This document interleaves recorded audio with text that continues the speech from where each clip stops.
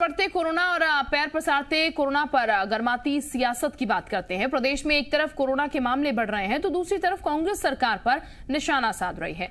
कांग्रेस का कहना यह है कि सरकार कोरोना की रोकथाम में नाकाम है, जबकि सरकार विपक्ष के आरोपों पर सफाई दे रही है।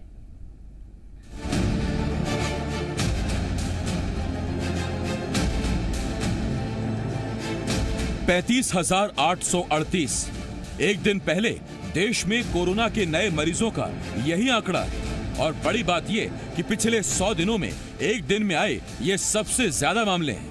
ये आंकड़ा बताता है कि देश में एक बार फिर कोरोना पैर पसारने लगा है। जिन राज्यों में तेजी से कोरोना फैल रहा है उसमें महाराष्ट्र के साथ साथ मध्य प्रदेश और छत्तीसगढ़ भी शामिल है। कोरोना की इसी रफ्तार को देखते हुए अब शिवराज सरकार सख्त है।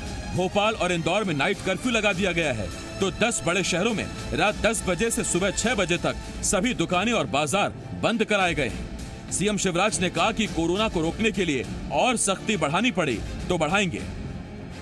डरने की जरूरत नहीं है, हम मुकाबला करेंगे, लेकिन सावधान रहने की जरूरत है। मास्क लगाना ही है। जिन 10 जिलों में 10 बजे दुकान बंद होना है मतलब होना है, और अगर सख्त कदमों की जरूरत होगी तो हम सख्त कदम भी उठाएंगे। एक तरफ कोरोना पैर पसार रहा है तो वहीं दूसरी तरफ विपक्ष कोरोना के बढ़ते मामलों पर सरकार को निशाने पर ले रहा है। कांग्रेस का आरोप है कि सरकार कोरोना की गाइडलाइंस पर दोहरा चरित्र दिखा रही है। रात 10 बजे के बाद बाजार बंद हैं, मगर शराब की दुकानें खुल रही हैं।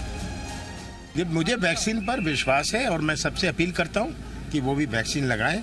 सरकार हमारी इसकी कोई सोच नहीं है। मध्य प्रदेश नंबर 2 पर है पूरे देश में। ये बड़े दुख की बात है। एक तरफ कर्फ्यू और दूसरी तरफ शराब की दुकानें चालू, यानी रात को आपको कर्फ्यू का पास बताना है या शराब की बोतल बताना। किस तरह की बात है कि कर्फ्यू है, कर्फ्यू में कोई आ जा नहीं सकता, दुकानें चालू रहेंगी, पर अगर कोई शराब लेके आ रहा है वो कर्फ्यू का पास है।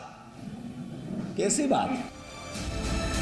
कांग्रेस ने सरकार को निशाने पर लिया तो बीजेपी ने सरकार का बचाव किया। बीजेपी के विधायक और विधानसभा में प्रोटेम स्पीकर रहे रामेश्वर शर्मा ने कहा, सरकार संवेदनशील है और कोरोना की रोकथाम के लिए हर जरूरी कदम उठाया जा रहा है। मुख्यमंत्री का संकल्प है, वचन है कि जीऊंगा मध्य प्रदेश की जनता के लिए और आवश्यकता बढ़ी तो मरूंगा भी मध्य प्रदेश की जनता के लिए। सड़क, गरीब, किसान, मजदूर और मध्य प्रदेश के पुजारी और सेवक हैं शिवराज सिंह चौहान जी। माननीय कमलनाथ जी राजा महाराजा है, उद्योगपति हैं, उनको आराम करना चाहिए, उनकी उम्र भी उसी हिसाब से। अब सवाल यह है, क्या वाकई एमपी में कोरोना फिर कंट्रोल से बाहर हो रहा है? क्या सरकार कोरोना को रोकने के लिए जरूरी एहतियात बरत रही है? क्या एमपी में लोगों की लापरवाही की वजह से लॉकडाउन की नौबत आएगी? प्रमोद शर्मा के साथ राहुल मिश्रा, जी मीडिया, भोपाल। तो एमपी में कोरोना की बढ़ती रफ्तार के बाद जहां सरकार और स्वास्थ्य अमला सतर्क है, वहीं कोविड अस्पतालों में बेड्स की कमी आने वाले दिनों में बड़ी मुश्किलें खड़ी कर सकती हैं। जबलपुर की बात की जाए तो उस समय जिले भर में कोरोना के 339 एक्टिव केस हैं, जबकि नेताजी सुभाष चंद्र बोस मेडिकल कॉलेज अस्पताल में 200 ऑक्सीजन बेड्स और विक्टोरिया जिला अस्पताल में मात्र 30 ऑक्सीजन बेड्स की ही व्यवस्था है। यानी सरकारी आंकड़ों के अनुसार फिलहाल 230 मरीजों का कोरोना इलाज मुफ्त हो सकता है। ऐसे में अगर कोरोना के आंकड़े बढ़ते तो आने वाले दिनों में आम लोगों को कोरोना के इलाज के लिए महंगे निजी अस्पतालों को रुख करना पड़ सकता है।